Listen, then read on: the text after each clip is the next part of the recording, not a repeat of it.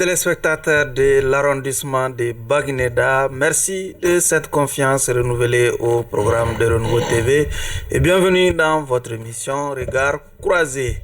Après près de 3 mois de travaux, les rédacteurs de la nouvelle constitution viennent de présenter au président de la transition la mouture de l'avant-projet du texte fondamental devant régir donc la 4e République. Et depuis, les débats vont bon train dans les grains et autres états-majors de certaines organisations politiques et non politiques.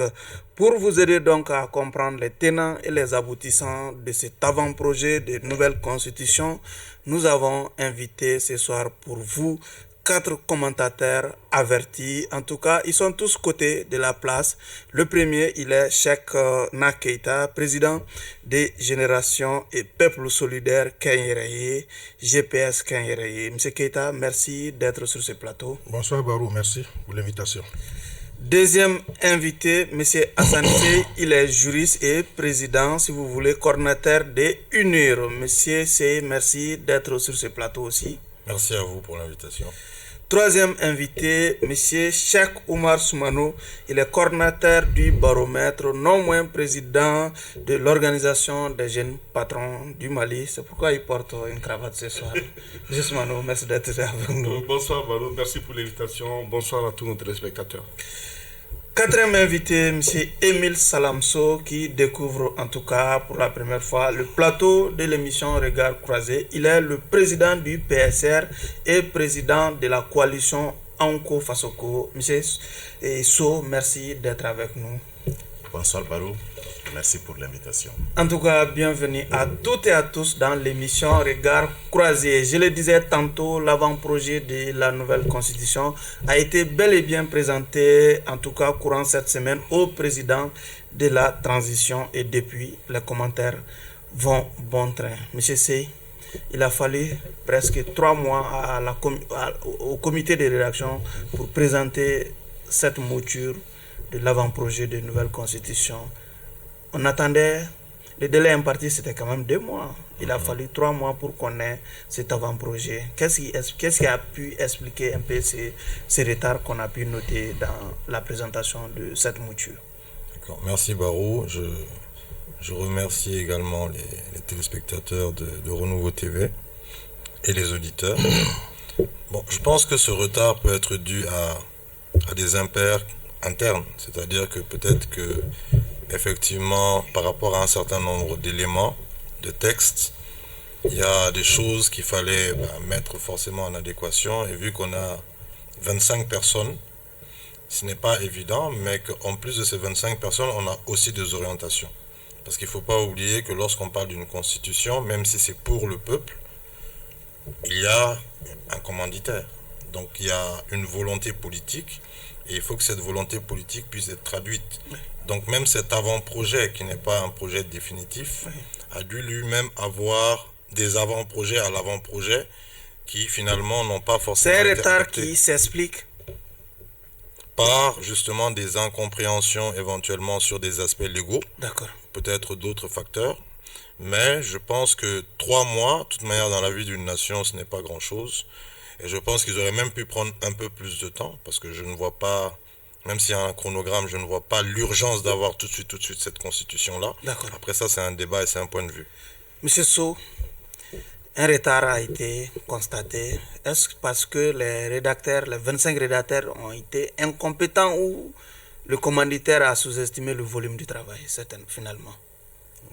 Merci Barou. Bonsoir aux téléspectateurs et à tous les travailleurs de Renouveau. En fait, par rapport à ces retards, la seule question qu'on se pose, peut-être ils se sont posés beaucoup de questions, puisqu'il y a beaucoup de suggestions, beaucoup d'idées qui ont été avancées par rapport à l'ancienne constitution. Donc, n'étant pas forcément dans le secret des choses qui animaient les 25 personnes, peut-être il ne faut pas aller vite en besoin, mais ce qui est sûr, la seule question qu'on peut se poser, c'est qu'il était nécessaire pour ces 25 personnes de se demander quel est en fait l'objectif visée par cette soit révision constitutionnelle ou bien c'est une nouvelle constitution. C'est des questions que nous sommes posées et que nous continuons à nous poser. Peut-être le débat va beaucoup nous en édifier. Ok, M. Keita, le projet n'a pas été présenté dans le délai initial qui était imparti à cette commission de rédaction. Comment vous avez pu, en tout cas, vu cet état de fait? Bonsoir, M. Sidibé. Je salue l'ensemble des téléspectateurs de Renouveau TV d'ici et d'ailleurs. Je salue l'ensemble de la communauté, qu'on appelle musulmane, à l'occasion de ce Madoud-là, que les vœux vraiment formulés soient vraiment exaucés par Dieu, qu'Allah accepte nos prières. Moi, je ne mettrai pas ça dans le cadre d'un retard. Seulement, il faudrait d'abord qu'on... Il n'y a pas eu de retard? Non, ce n'est pas une question de retard. Je dirais quand même qu'il faut qu'on démystifie cette histoire de constitution. Parce que c'est un travail qui a été confié à un groupe. C'est la vie d'une nation. Normalement, et la dernière constitution que nous avons date de 30 ans. Donc, ça veut dire que certainement, si les choses sont bien faites... Sauf que l'enjeu du timing, c'est quand même le délai qui est imparti globalement à la transition. Oui, pour éviter tout glissement de calendrier en termes d'organisation de ces processus-là de consultation. Je l'ai dit ici à plusieurs reprises que vouloir, c'est pouvoir. Donc, c'est la vie d'une nation qui est en jeu. Vous comprenez déjà bien sûr, à travers ce travail qui est confié à ces experts. Mais moi, ce que je voulais dire seulement, c'est qu'il faut démystifier cette histoire des constitutions.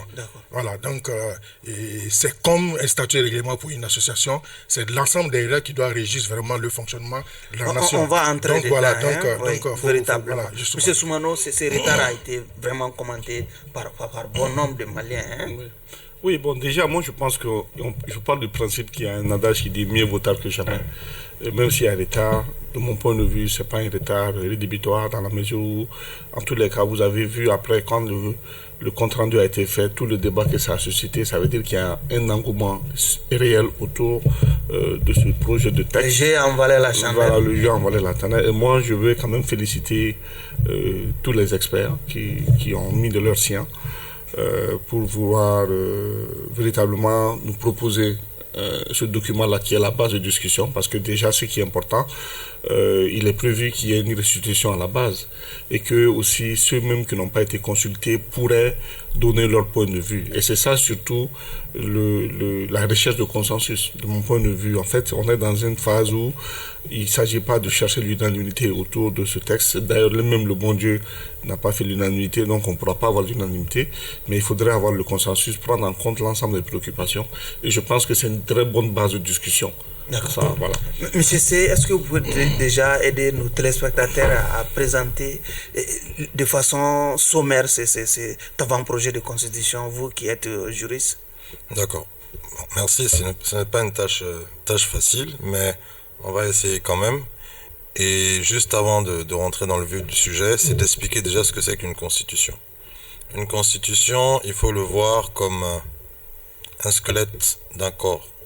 C'est-à-dire que lorsqu'on prend le corps humain, on a le squelette, et c'est le squelette qui fait bouger un peu tous les autres membres. La Constitution, c'est le texte fondateur et c'est la loi fondamentale. C'est-à-dire que tout découle de la Constitution. L'organisation de l'État, l'organisation des pouvoirs, parce qu'on a le pouvoir législatif, ça c'est les lois, on a le pouvoir judiciaire, ça c'est la justice, on a le pouvoir exécutif, ça c'est le président et le gouvernement. Et dans cette constitution, ça on va y arriver après, j'ai l'impression qu'on a presque aussi le pouvoir de la défense, comme si on avait une sorte de quatrième pouvoir. Maintenant, sur le fond, il y a plusieurs éléments qui ont attiré mon attention. Déjà, le premier élément, c'est qu'au niveau du préambule, il y a des choses qui ont été changées. Il y a des éléments qui ont fait carrément l'objet d'un autre titre, notamment le titre 9 par rapport à l'unité africaine. Mais il y a des éléments comme la charte de Kouroukanfouga, par exemple, qu'on ne retrouve pas. Et généralement, quand on a une constitution, ça sert aussi à... Qui existait dans celle en cours? Non, mais c'est quelque chose qui est inspiré de ce qu'on dit, en tout cas qui est plus ou moins dans la direction des assises nationales de la refondation, et cela a été évoqué là-bas. Maintenant, pourquoi ça n'a pas été fait? Ils doivent avoir de bonnes raisons, Et je félicite les experts qui ont travaillé parce que quand même ce sont des personnes effectivement qui sont chevronnées. Mais personne ne fait de l'unanimité comme il l'a dit. En quoi ces projets se démarquent de la constitution qui est en vigueur aujourd'hui? Donc par rapport à la constitution actuelle, Oui. et j'en viens, c'est que vous allez voir par exemple l'âge. Oui. Parce que ça, beaucoup de gens en parlent au niveau de l'article 31, pour pouvoir se présenter aux élections. Oui. Dorénavant, c'est de 35 ans à 75 ans. Oui. Auparavant? Auparavant, en réalité, on avait juste un âge minimum qui était de 35 ans, mais on n'avait pas d'âge maximum. Bon, Donc, maintenant, à partir de 75 ans, on ne peut plus candidater pour la présidentielle au Mali. on ne peut plus si candidater. cette constitution passait en l'état. Passer en l'état. Oui. Maintenant, est-ce qu'on est d'accord ou pas d'accord? Dans quelles conditions ils l'ont fait? Après ça, c'est la partie personnelle. Je pense qu'au cours des débats, on va y arriver. D'accord. Mais déjà, sur le fait qui est cela, il faut comprendre qu'il y a des États où l'âge minimum pour la candidature, ça va jusqu'à 40-50 ans, comme il y a des États où l'âge minimum pour la candidature, c'est 18 ans. D'accord. Parce qu'on considère qu'à partir du moment où vous pouvez voter, vous jouissez de vos droits civiques et que vous avez la possibilité de choisir qui va vous gérer, vous avez aussi la possibilité de vous porter candidat parce que en dernier lieu, on c'est va le vous peuple qui retourner la vote. parole, hein, mais on va donner aussi cette parole à M. Sow. Quelle avancée vous avez notée dans cet avant-projet déjà? Merci. En fait, avec cet avant-projet, en analysant... Bon, d'abord, je vais donner mon opinion personnelle par rapport à la chose. D'accord. Sinon, comme vous l'avez dit, j'appartiens à une organisation. On a prévu de se rencontrer pour vraiment statuer par rapport à ça. Mais vous prenez le devant ce soir hein, pour Ok, pouvoir je vois opiner bien. là-dessus. Allez-y. Merci. En fait, par rapport à la forme, l'avant-projet est moyennement mis acceptable. Maintenant, si nous rentrons un peu dans les fonds, nous constatons qu'il y a eu beaucoup de changements, mais nous avons constaté aussi que certains changements prêtent à méfiance. D'accord. Nous allons rentrer, Lequel par exemple? Nous avons vu que dans la Constitution, les forces armées et de sécurité ont constitué un chapitre. C'est un chapitre à risque. Oui. On va arriver à ça. Je vais vous faire ressortir l'analyse. Oui, allez-y.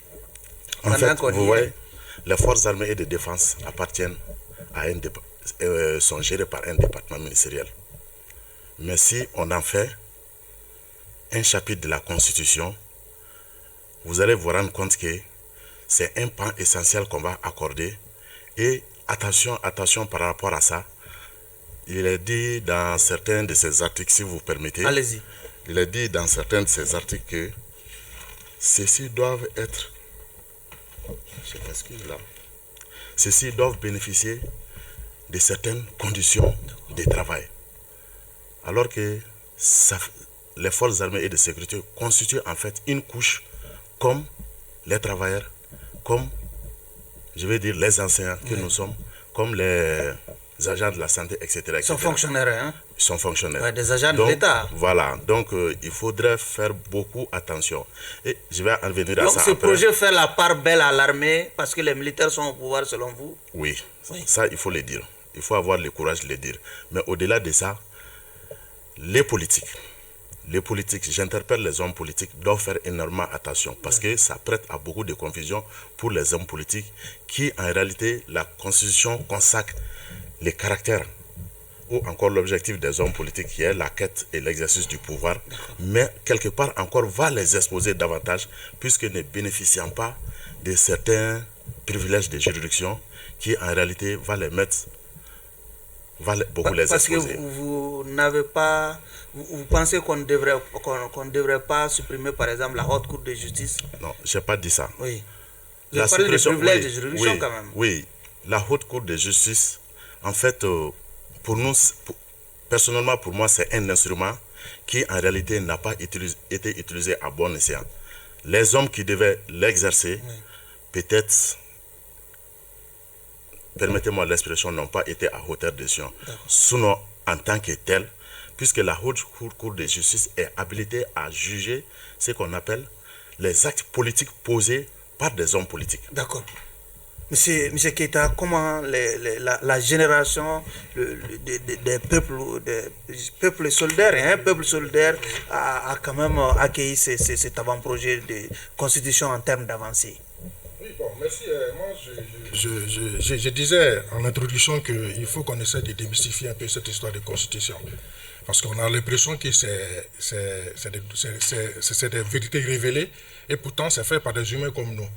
La société étant évolutive, nous sommes rendus compte que la constitution de 92 a peut-être des défaillances ou des manquements qu'il faudrait corriger à travers les actes de tous les jours, le vécu du peuple malien de tous les jours de cette constitution à aujourd'hui. Sinon, personne n'a contesté l'opportunité d'aller à une nouvelle constitution. Non, il faut le faire. Non, il faut le faire. Oui. Mais moi, ce que je voulais dire seulement, oui, il faut que ce travail soit fait dans l'intérêt du peuple malien, sans entrer dans le fond.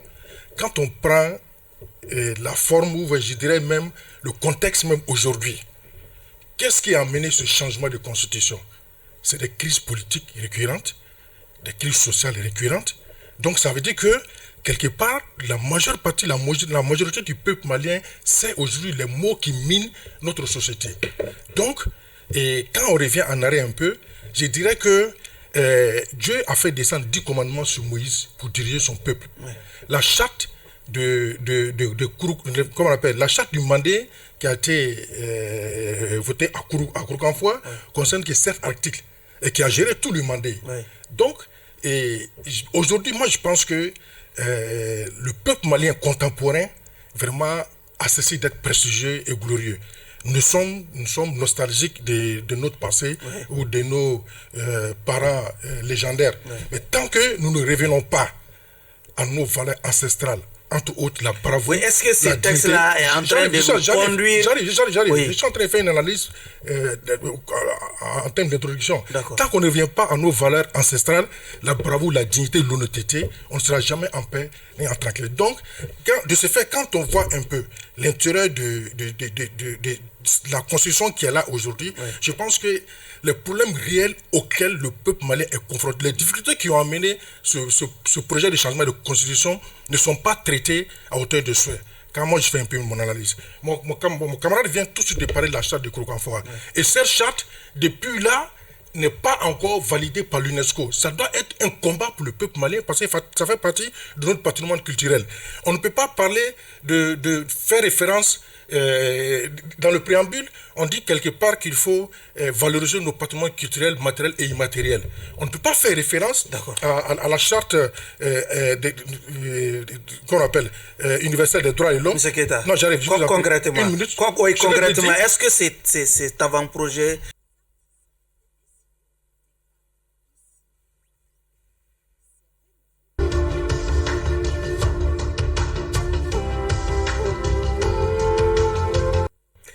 téléspectateurs de l'arrondissement de Baguineda, merci de cette confiance renouvelée au programme de Renouveau TV et bienvenue dans votre émission Regard croisé.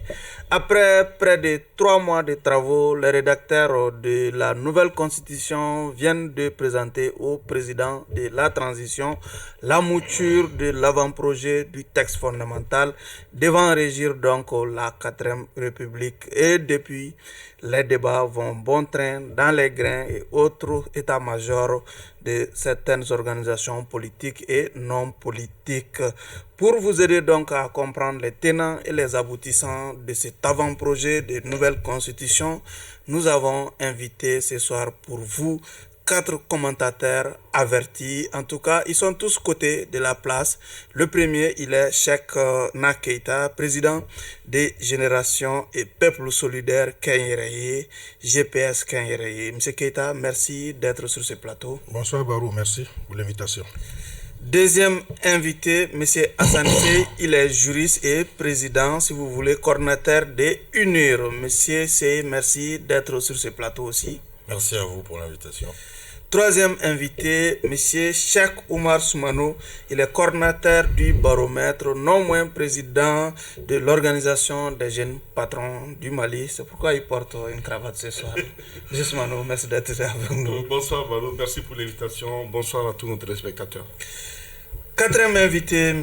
Émile Salamso, qui découvre en tout cas pour la première fois le plateau de l'émission Regard Croisé. Il est le président du PSR et président de la coalition Anko Fasoko. M. So, merci d'être avec nous. Bonsoir Barou, merci pour l'invitation. En tout cas, bienvenue à toutes et à tous dans l'émission Regard Croisé. Je le disais tantôt, l'avant-projet de la nouvelle constitution a été bel et bien présenté, en tout cas courant cette semaine, au président de la transition et depuis, les commentaires vont bon train. Monsieur Sey, il a fallu presque 3 mois au comité de rédaction pour présenter cette mouture de l'avant-projet de nouvelle constitution. On attendait, le délai imparti c'était quand même 2 mois. Il a fallu 3 mois pour qu'on ait cet avant-projet. Qu'est-ce qui a pu expliquer un peu ces retards qu'on a pu noter dans la présentation de cette mouture? D'accord. Merci Barou. Je remercie également les téléspectateurs de Renouveau TV et les auditeurs. Bon, je pense que ce retard peut être dû à des impairs internes, c'est-à-dire que peut-être que effectivement par rapport à un certain nombre d'éléments de textes, il y a des choses qu'il fallait mettre forcément en adéquation, et vu qu'on a 25 personnes, ce n'est pas évident, mais qu'en plus de ces 25 personnes, on a aussi des orientations. Parce qu'il ne faut pas oublier que lorsqu'on parle d'une constitution, même si c'est pour le peuple, il y a un commanditaire. Donc il y a une volonté politique, et il faut que cette volonté politique puisse être traduite. Donc même cet avant-projet, qui n'est pas un projet définitif, a dû lui-même avoir des avant-projets à l'avant-projet qui finalement n'ont pas forcément été été adoptés. C'est un retard adoptés. qui s'explique Par justement des incompréhensions éventuellement sur des aspects légaux, D'accord. peut-être d'autres facteurs, mais je pense que 3 mois, de toute manière dans la vie d'une nation, ce n'est pas grand-chose. Et je pense qu'ils auraient même pu prendre un peu plus de temps, parce que je ne vois pas, même s'il y a un chronogramme, je ne vois pas l'urgence d'avoir tout de suite cette constitution-là. D'accord. Après ça, c'est un débat et c'est un point de vue. Monsieur So, un retard a été constaté. Est-ce parce que les 25 rédacteurs ont été incompétents ou le commanditaire a sous-estimé le volume du travail, finalement? Merci Barou. Bonsoir aux téléspectateurs et à tous les travailleurs de Renouveau. En fait, par rapport à ces retards, la seule question qu'on se pose, peut-être ils se sont posés beaucoup de questions, puisqu'il y a beaucoup de suggestions, beaucoup d'idées qui ont été avancées par rapport à l'ancienne constitution. Donc, n'étant pas forcément dans le secret des choses qui animaient les 25 personnes, peut-être il ne faut pas aller vite en besoin, mais ce qui est sûr, la seule question qu'on peut se poser, c'est qu'il était nécessaire pour ces 25 personnes de se demander quel est en fait l'objectif visé par cette soit révision constitutionnelle ou bien c'est une nouvelle constitution. C'est des questions que nous sommes posées et que nous continuons à nous poser. Peut-être le débat va beaucoup nous en édifier. Ok, M. Keita, le projet n'a pas été présenté dans le délai initial qui était imparti à cette commission de rédaction. Comment vous avez pu, en tout cas, vu cet état de fait?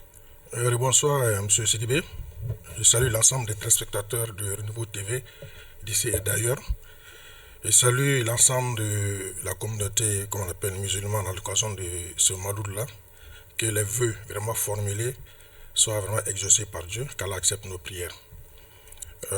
Moi, je ne mettrai pas ça dans le cadre d'un retard.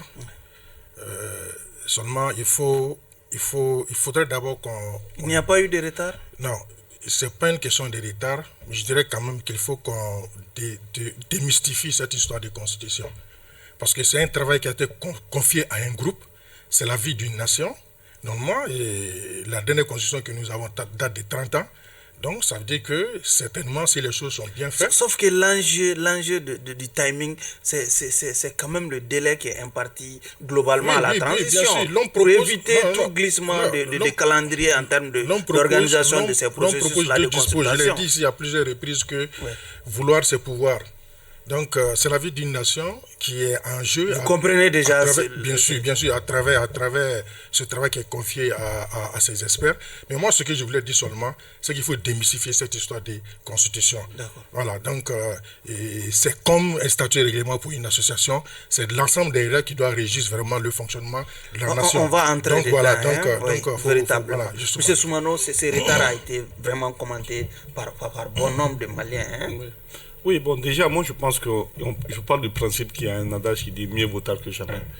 Même s'il y a un retard, de mon point de vue, ce n'est pas un retard rédhibitoire dans la mesure où, en tous les cas, vous avez vu après, quand le compte rendu a été fait, tout le débat que ça a suscité, ça veut dire qu'il y a un engouement réel autour de ce projet de texte. Le jeu a envolé la chandelle. Voilà, le jeu a envolé la chandelle. Et moi, je veux quand même féliciter tous les experts qui ont mis de leur sien pour vouloir véritablement nous proposer ce document-là qui est la base de discussion, parce que déjà ce qui est important, il est prévu qu'il y ait une restitution à la base et que aussi ceux-mêmes qui n'ont pas été consultés pourraient donner leur point de vue. Et c'est ça surtout la recherche de consensus. De mon point de vue, en fait, on est dans une phase où il ne s'agit pas de chercher l'unanimité autour de ce texte. D'ailleurs, même le bon Dieu n'a pas fait l'unanimité, donc on ne pourra pas avoir l'unanimité, mais il faudrait avoir le consensus, prendre en compte l'ensemble des préoccupations.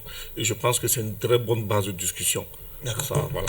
Monsieur C, est-ce que vous pouvez déjà aider nos téléspectateurs à présenter de façon sommaire cet avant-projet de constitution, vous qui êtes juriste? D'accord. Bon, merci. Ce n'est pas une tâche facile, mais on va essayer quand même. Et juste avant de rentrer dans le vif du sujet, c'est d'expliquer déjà ce que c'est qu'une constitution. Une constitution, il faut le voir comme un squelette d'un corps.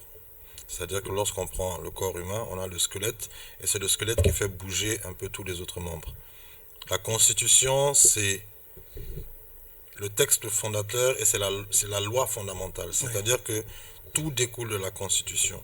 L'organisation de l'État, l'organisation des pouvoirs, parce qu'on a le pouvoir législatif, ça c'est les lois, on a le pouvoir judiciaire, ça c'est la justice, on a le pouvoir exécutif, ça c'est le président et le gouvernement, et dans cette constitution, ça on va y arriver après, j'ai l'impression qu'on a presque aussi le pouvoir de la défense, comme si on avait une sorte de quatrième pouvoir. Maintenant, sur le fond, il y a moi plusieurs éléments qui ont attiré mon attention. Déjà, le premier élément, c'est qu'au niveau du préambule, il y a des choses qui ont été changées. Il y a des éléments qui ont fait carrément l'objet d'un autre titre, notamment le titre 9 par rapport à l'unité africaine. Mais il y a des éléments comme la charte de Kouroukanfouga, par exemple, qu'on ne retrouve pas. Et généralement, quand on a une constitution, ça sert aussi à... Qui existait dans celle en cours? Non, mais c'est quelque chose qui est inspiré de ce qu'on dit, en tout cas qui est plus ou moins dans la direction des assises nationales de la refondation, et cela a été évoqué là-bas. Maintenant, pourquoi ça n'a pas été fait? Ils doivent avoir de bonnes raisons. Et je félicite les experts qui ont travaillé, parce que quand même ce sont des personnes effectivement qui sont chevronnées, mais personne ne fait de l'unanimité comme il l'a dit. En quoi ces projets se démarquent de la constitution qui est en vigueur aujourd'hui? Donc par rapport à la constitution actuelle, et j'en viens, c'est que vous allez voir par exemple l'âge, parce que ça beaucoup de gens en parlent au niveau de l'article 31, pour pouvoir se présenter aux élections.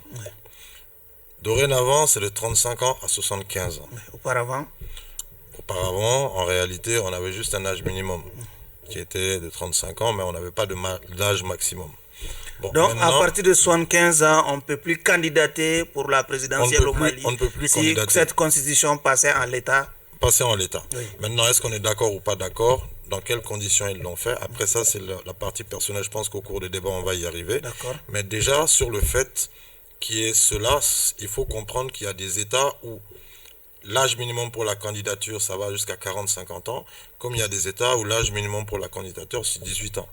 Parce qu'on considère qu'à partir du moment où vous pouvez voter, vous jouissez de vos droits civiques et que vous avez la possibilité de choisir qui va vous gérer, vous avez aussi la possibilité de vous porter candidat, parce qu'en dernier lieu, c'est le peuple qui vote. On va vous retourner la parole, mais on va donner aussi cette parole à M. Sow. Quelle avancée vous avez notée dans cet avant-projet déjà? Merci. En fait, avec cet avant-projet, en analysant... Bon, d'abord, je vais donner mon opinion personnelle par rapport à la chose. D'accord. Sinon, comme vous l'avez dit, j'appartiens à une organisation. On a prévu de se rencontrer pour vraiment statuer par rapport à ça. Mais vous prenez les devants ce soir pour Ok, pouvoir je vois opiner bien. là-dessus. Allez-y. Merci. En fait, par rapport à la forme, l'avant-projet est moyennement mis acceptable. Maintenant, si nous rentrons un peu dans les fonds, nous constatons qu'il y a eu beaucoup de changements, mais nous avons constaté aussi que certains changements prêtent à méfiance. D'accord. Nous allons rentrer, Lequel par exemple? Nous avons vu que dans la Constitution, les forces armées et de sécurité ont constitué un chapitre. C'est un chapitre à risque. Oui. On va arriver à ça. Je vais vous faire ressortir l'analyse. Oui, allez-y. En fait, vous voyez, les forces armées et de défense appartiennent à sont gérées par un département ministériel. Mais si on en fait un chapitre de la Constitution, vous allez vous rendre compte que c'est un pan essentiel qu'on va accorder. Et attention par rapport à ça, il est dit dans certains de ces articles, si vous permettez, allez-y. Il est dit dans certains de ces articles que ceux-ci doivent être, je m'excuse là, ceux-ci doivent bénéficier de certaines conditions de travail. Alors que les forces armées et de sécurité constituent en fait une couche comme les travailleurs, comme, je vais dire, les enseignants que nous sommes, comme les agents de la santé, etc. Ils sont fonctionnaires, hein? Ils sont fonctionnaires. Ouais, des agents de l'État. Voilà, donc il faudrait faire beaucoup attention.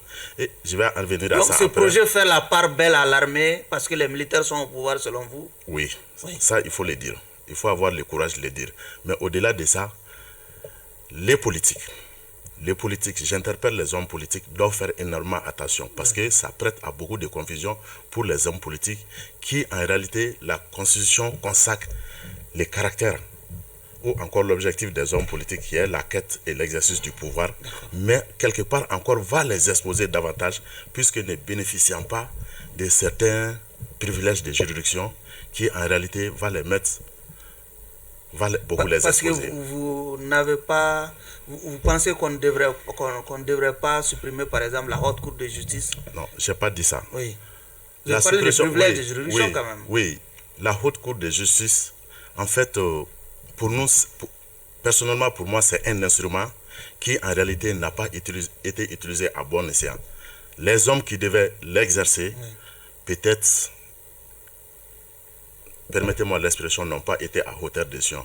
Sinon, en tant que tel, puisque la Haute Cour de justice est habilitée à juger ce qu'on a. Que la Constitution protège le peuple malien. On ne va pas rentrer dans la fonction présidentielle ni dans la fonction législative, parce que quand vous prenez l'article 10, l'article 10 qui est l'essence même de la vie sociétale, où on dit que le peuple a droit à l'éducation, au logement, à la santé, mais ils disent devant que c'est des droits reconnus. Mais moi, je vais aller plus loin, comme ils l'ont fait pour les militaires. Ce ne doit pas être seulement des droits reconnus, mais ça doit être des droits garantis et l'État doit assurer vraiment ce rôle-là. Ce rôle, de même que l'article 22, où le peuple a droit à un environnement sain et durable. Ça, c'est l'essence même de la vie, vraiment de l'être humain. On ne peut pas non seulement dire que c'est des droits reconnus, mais ne pas remplir ce contrat-là est susceptible d'être considéré comme une haute trahison. Voilà, parce que l'État doit tout faire pour garantir au peuple l'éducation, la santé, le loisir, vraiment le droit à son épanouissement. Ça, c'est à ce côté-là. Maintenant, quand je reviens un peu en arrière, en prenant l'article 6 qui limite la détention prévisoire à 48 heures. Mais quand on retourne à l'article 7, ils vont dire là-bas que la détention provisoire, je ne sais pas, c'est la préventive à 48 heures, que ça ne peut dépasser. Non, bien sûr, ça est dans l'article 6. C'est ça dans l'article 6, à 48 heures. Et au niveau de l'article 7, on dit que les jugements doivent se faire dans des délais raisonnables. Je ne connais pas tous les titres en tête, mais raisonnable, là, ça veut dire quoi? Le régional, ça veut dire quoi? C'est une sorte de protection. Il va y avoir peut-être une loi qui va expliciter tout ceci. Il faut être courageux. Oui. C'est une sorte de protection pour les élites. C'est une sorte de protection pour les politiques. Sinon, le petit délinquant, quand il commet son vol, il est automatiquement pris, jugé et condamné.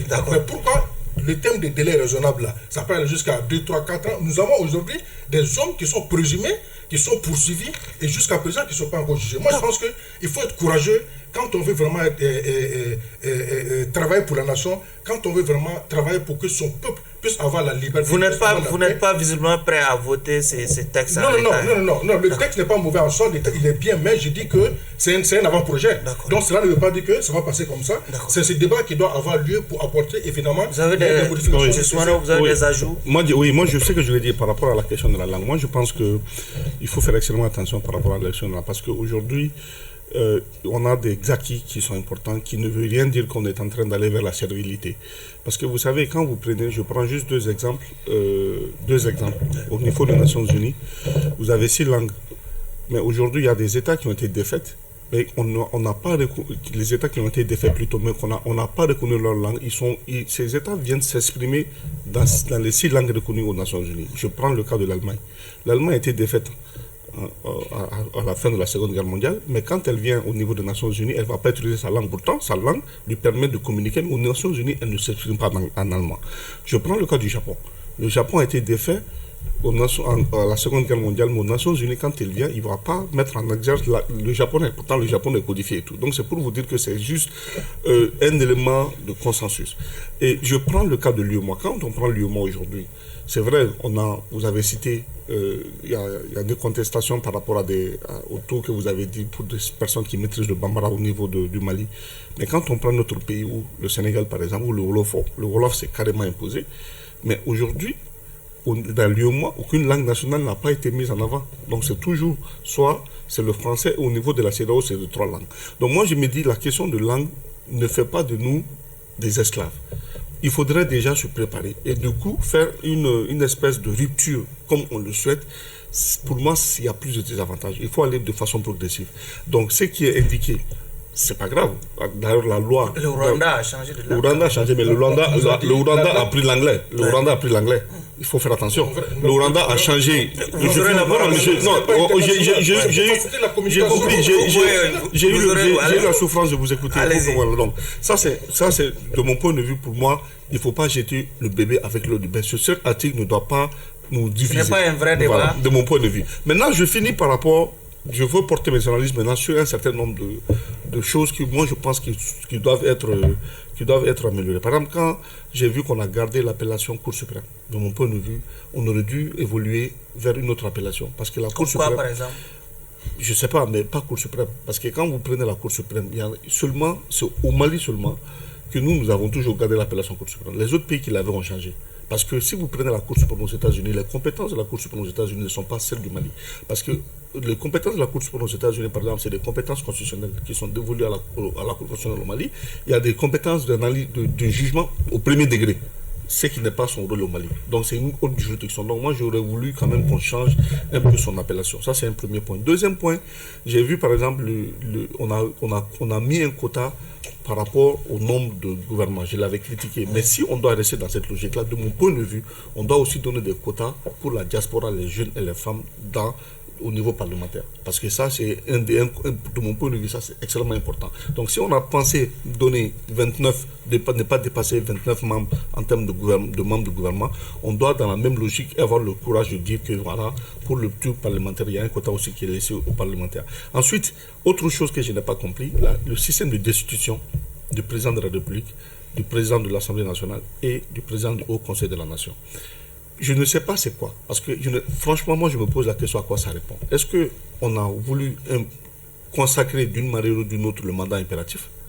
Parce que le mandat impératif veut dire que c'est le pouvoir pour le peuple de révoquer un élu en cours de mandat s'il ne fait pas bien le mandat qu'on lui confie, que le peuple lui confie.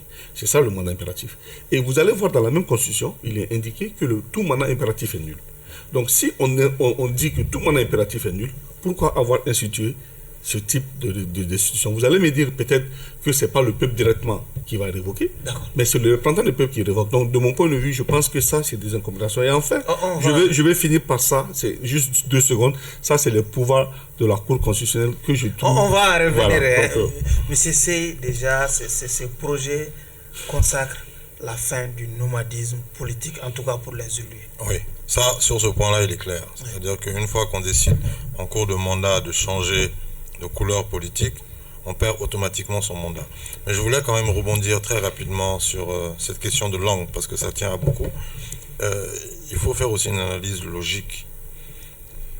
S'il devait écrire dans cette constitution que dorénavant, j'exagère, la langue officielle c'est le bambara et uniquement le bambara, bon, ça veut dire que déjà même la constitution, il faut trouver un moyen de l'écrire.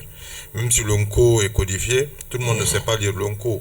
Donc il y a effectivement plus à l'arabe que... Oui, mais effectivement il y a un processus qu'il faut suivre, il y a des étapes, mais à terme, il faut arriver à ça.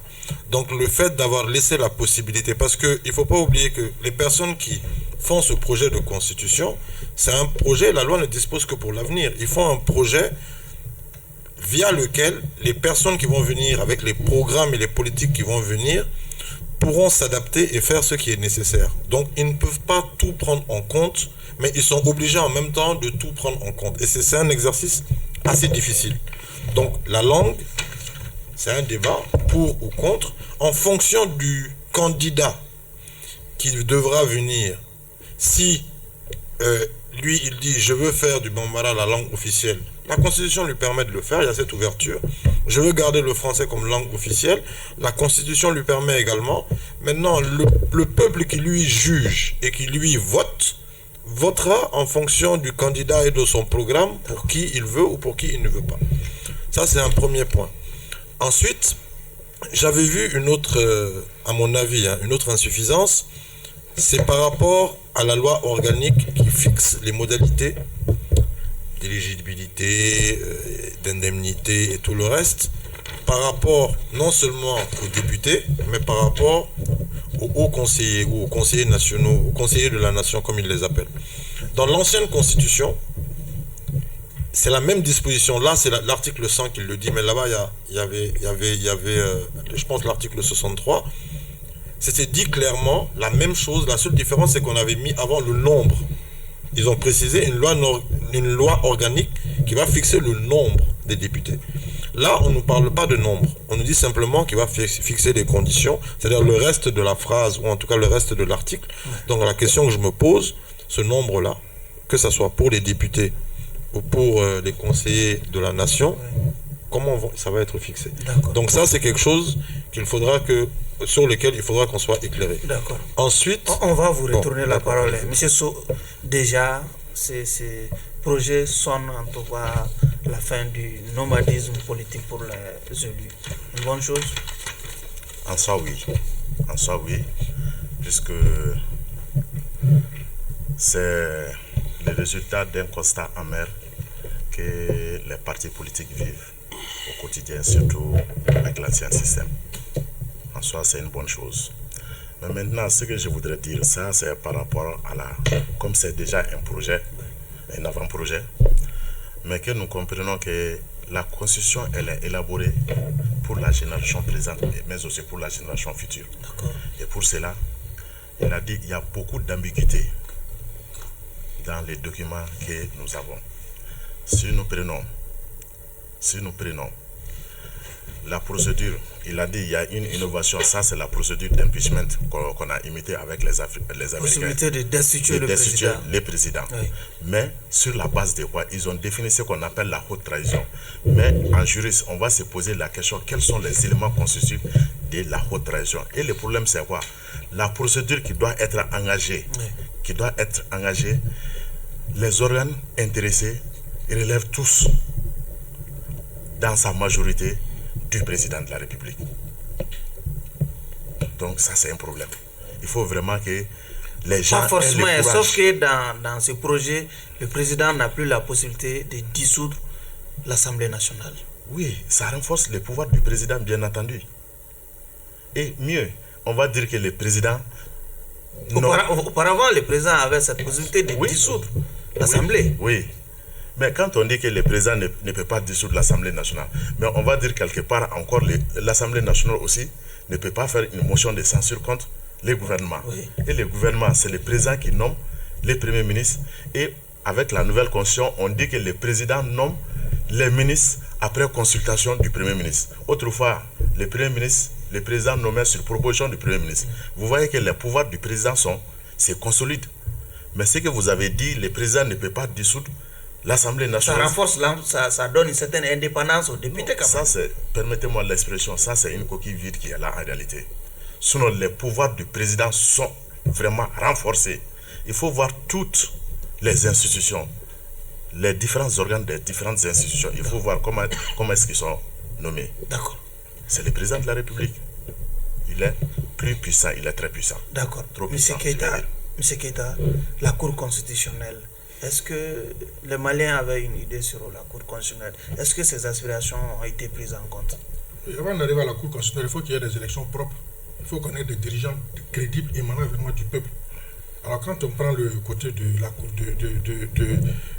du chapitre 2, du chapitre 2 de la souveraineté, où on dit que le suffrage, il est universel, égal et secret. Moi, je pense qu'il faudrait ajouter le caractère obligatoire. Parce que toutes les difficultés du Mali viennent des élections mal organisées. Il y a un désintérêt du peuple vis-à-vis des politiques. Donc, il faut pousser ce peuple-là à vraiment prendre sa souveraineté en main. Qu'est-ce qui se passe? On va avoir des présidents élus avec moins de 2 millions de Maliens. Il y aura toujours une crise de légitimité et de crédibilité qui est là. Donc il faudrait qu'on profite de cette constitution-là pour rendre le vote obligatoire. Il y a plusieurs créneaux par lesquels on peut passer pour faire cela. Comme ça... Pour obliger un citoyen à aller voter. Bien sûr, le vote doit être obligatoire. Le citoyen il est obligé de prendre sa carte NINA pour ses propres besoins. Donc le vote peut être obligatoire pour empêcher, pour diminuer beaucoup l'influence de l'argent dans le vote. Parce que quand vous savez que c'est 1 million, 2 millions de voix qui peuvent vous faire président, c'est très facile de prendre 5 000 francs multipliés par 2 millions et mettre cet argent à côté, refuser d'être... Est-ce que l'État aura le moyen d'obliger 20 sûr, millions de Maliens à aller voter? Non. Si nous avons vraiment des dirigeants crédibles qui travaillent dans l'intérêt du peuple, la confiance va revenir s'installer entre les politiques et la population. Maintenant, ce que je voulais dire... Sur la Cour constitutionnelle. Oui, non, je vous en prie. Moi, je ne rentre pas jusqu'à ce niveau. Je suis en train de défendre l'intérêt du peuple malien, l'intérêt du Mali. Donc, il faut que vraiment on puisse profiter de cette constitution-là pour vraiment éviter ces genres de difficultés. Maintenant, en revenant un peu en arrière sur les langues, moi, je ne dis pas d'enlever le français. On pouvait écrire en français, le français et le bambara peuvent être considérés comme langue nationale. Voyez-vous, à l'Assemblée nationale aujourd'hui, quand il y a des débats, c'est honteux vraiment qu'on puisse traduire et la langue nationale bambara pour ceux qui ne comprennent pas. C'est vraiment honteux qu'on permette. On ne dit pas que forcément il faut écrire la constitution en bambara. Ça, c'est les étapes qui peuvent s'organiser. Ce qui va aller loin ménage bien sa monture. Je pense que nous pouvons le faire. Nous pouvons envoyer ce bambara comme langue nationale. Un jour, on peut écrire la constitution en bambara si on le veut. Donc aujourd'hui, c'est de faciliter la compréhension des textes. C'est de faciliter la compréhension même de l'État par le peuple malien en mettant le bambara à côté pour que ceux qui peuvent s'exprimer en bambara pour expliquer les projets du pays. On va vous retourner la parole, c'est ça, je voulais dire. Voilà, c'est pas dans les la question de la Cour constitutionnelle a été définitivement tranchée. Okay. Donc voilà, je vais très rapidement par rapport à la Cour constitutionnelle un certain nombre de choses. Mais ce que je veux dire en langue là, aujourd'hui, tout le monde sait, il y a des efforts qui sont faits. Il y a tellement d'émissions, Barou même fait des émissions en Bamanakan. Il y a le maître Konaré qui a fait une sortie extraordinaire en Bamanakan pour expliquer la Constitution. Ça veut dire aujourd'hui la langue elle est valorisée. Ça c'est extrêmement. C'est pour ça que moi j'ai dit que pour moi, il ne faut pas que ce débat puisse nous désunir. C'est vraiment important. Tout le monde est d'accord que le Bambara doit être valorisé. Maintenant, je vais revenir. Il faut le dire simplement. Oui, c'est clair. C'est dedans. Pour la Cour constitutionnelle. Voilà. Maintenant, la Cour constitutionnelle, moi j'ai dit par exemple, pour moi il y a un élément. Qu'est-ce qui a changé? Moi je trouve qu'il y a une espèce de paradoxe dans les pouvoirs. Parce qu'on a dit la Cour constitutionnelle a le pouvoir la mission, enfin, elle peut réformer, mais elle ne peut pas intervertir les résultats. Elle proclame toujours les résultats définitifs. Oui, définitifs, mais elle peut réformer les résultats, mais elle ne peut pas intervertir les résultats, auquel cas elle est obligée d'aller vers l'annulation. Moi, je pense que ça, déjà, il faut clarifier. Donc, quand quelqu'un peut réformer, qu'est-ce que veut dire réformer un résultat si tu ne peux pas intervertir? Donc, ça, aller seulement réformer et dire que s'il y a des incohérences, qu'elle n'a qu'à annuler, mais pas dire qu'elle peut réformer, mais pas, comment on appelle, intervertir. Maintenant, moi, ce qui est important, que je pense aujourd'hui qui peut aussi donner une force au peuple, c'est qu'il faut un minimum de taux de participation aux élections. C'est extrêmement important. Est-ce qu'avec la fin du nomadisme, par oui, exemple, tout ça c'est bien, moi je suis d'accord. Maintenant, le minimum de taux, il faut un minimum de taux de participation qu'on peut, de façon consensuelle, fixer pour dire si le taux de participation aux élections n'atteint pas ce seuil, que la Cour constitutionnelle n'atteint. Vous aurez intérêt. Mais je finis, attends, oui, juste 2 minutes. On va vous retourner la parole. D'accord. Je sais que vous avez 30 secondes, puisque nous sommes malheureusement... 30 secondes. Allez-y. Bon, dans ce cas, je veux parler de manière très rapide. Allez-y. Vous avez parlé tout à l'heure des binationaux. Mon avis déjà par rapport à cette question, c'est que c'est quelque chose qu'il faut poser, mais avant la prestation de serment. Pour moi, le poser avant le dépôt de candidature n'est pas justifié. Je m'explique brièvement pourquoi. On a vu au Mali des candidatures comme Guimba National, Marabatrou, peu importe. C'est pas parce qu'on est candidat que l'objectif final c'est d'arriver à la magistrature suprême. Mais je comprends qu'on ne peut pas être à la fois président d'un pays et sujet d'un autre pays, c'est du non-sens. Donc dire que la personne qui doit être président avant de rentrer en fonction, avant la prestation de serment, quelles que soient les autres nationalités qu'il a, elle tombe, c'est logique.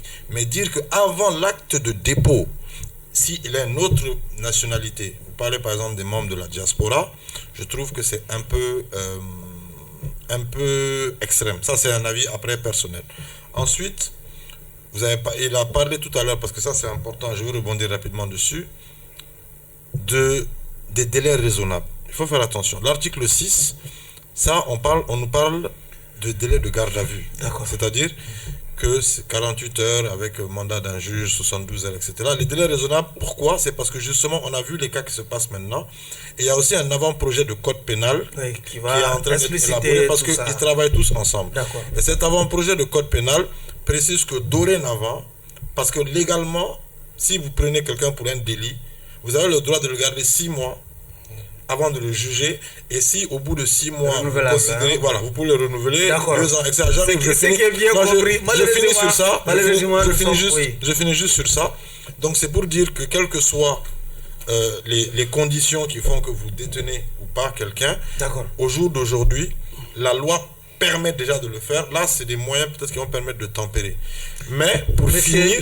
Oui, Monsieur So, vous avez 30 précieuses secondes. Ok, merci. En fait, avant de dire mes derniers mots, j'aurais voulu, si on avait le temps, nous avons soulevé beaucoup de coquilles. Et puis, peut-être on va organiser un autre débat. Ok, il n'y a pas de souci.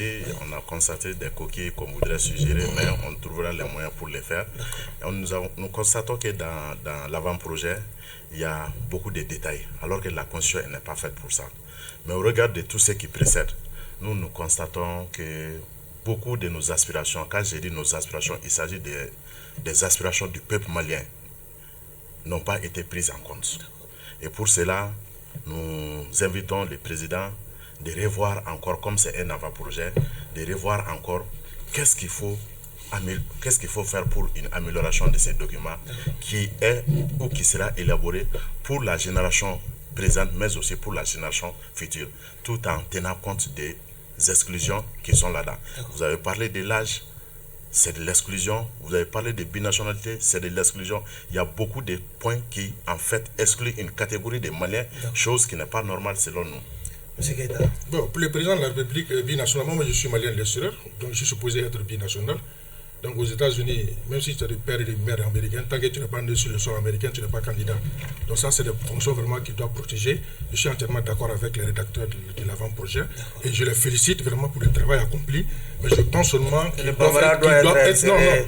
doivent être encore beaucoup plus courageux avant d'arriver à la question de la Cour constitutionnelle, qu'on ait vraiment des dirigeants crédibles, des dirigeants qui sont vraiment l'émanation du peuple. Je pense que ça va faciliter beaucoup. Que c'est la Cour constitutionnelle ça va beaucoup faciliter le le travail de la Cour constitutionnelle, parce que c'est un président légitime, vraiment qui est élu par la majorité du peuple, la Cour constitutionnelle ne ferait que entériner. Donc c'est ce que moi je suis en train de dire. Vraiment, je les remercie, je remercie l'ensemble du peuple malien. Vraiment, que Dieu sauve et protège le Mali. Vraiment, que Dieu sauve et protège le peuple malien. L'honneur vous revient. Voilà, donc moi, je vais finir sur 3 choses. Premièrement, il faut qu'on mette la véritable nature du régime dans la Constitution. D'aucuns disent semi-présidentiel.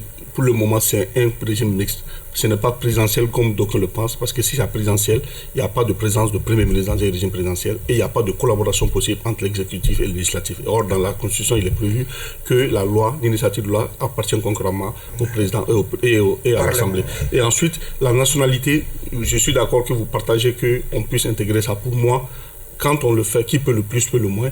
Quand on le fait pour le président, qu'on le fasse pour le Premier ministre, qu'on le fasse pour le ministre et qu'on le fasse pour le député. Et enfin, je finirai pour dire que l'article 6, où on a parlé de la non-possibilité désormais du procureur de ne pas pouvoir mettre des gens en mandat de dépôt.